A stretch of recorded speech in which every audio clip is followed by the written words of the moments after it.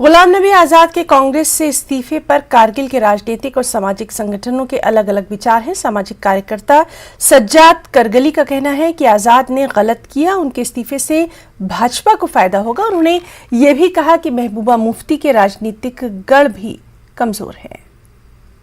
समझता हूँ कि जो कुछ भी आज़ाद साहब ने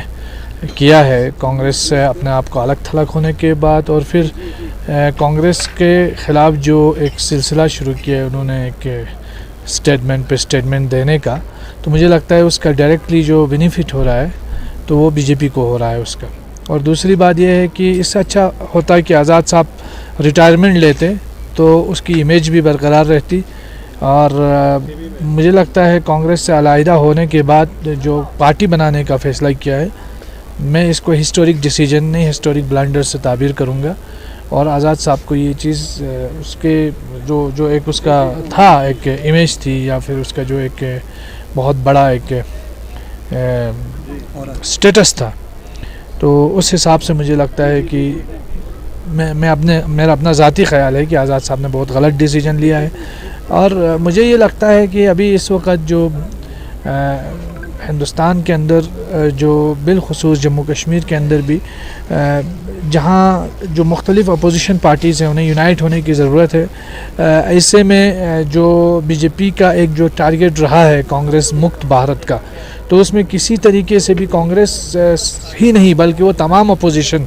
जो बीजेपी की पॉलिसीज़ के ख़िलाफ़ हैं उन सब को तोड़ने, उन सब को कमज़ोर करने और उन सब के अंदर जो है मिसट्रस्ट पैदा करने की जो पॉलिटिक्स है वो बहुत तेज़ी से जारी है। हमने ये चीज़ महाराष्ट्र में भी देखा, हमने यही चीज़ बिहार में भी देखा, वो कोशिश कर रहे थे, कामयाब नहीं हुए। गोवा में हमने देखा, इससे पहले असम में देखा, यहाँ पे जम्मू कश्मीर में पहले अल्ताफ़ साहब के ज़रिए देखा, अब अल्ताफ़ साहब के ज़रिए वो कामयाब नहीं हो पाए तो अब आज़ाद साहब के ज़रिए यही हर बार इस्तेमाल किया जा रहा है।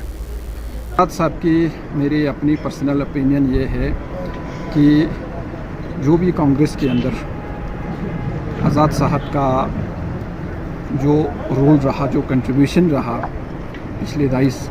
बरस से, तो कांग्रेस के अंदर जो परिवारवाद उसको आज़ाद साहब ने बिल्कुल एक अच्छी तरह उनको पता चल गया। और कांग्रेस में पीढ़ी दर पीढ़ी एक परिवारवाद जारी रहा इसको, और आने वाले टाइम में भी आज़ाद साहब ने एनालाइज किया कि किसी को आगे आने नहीं देगा कांग्रेस। इसी वजह से आज़ाद साहब ने लद्दाख बीजेपी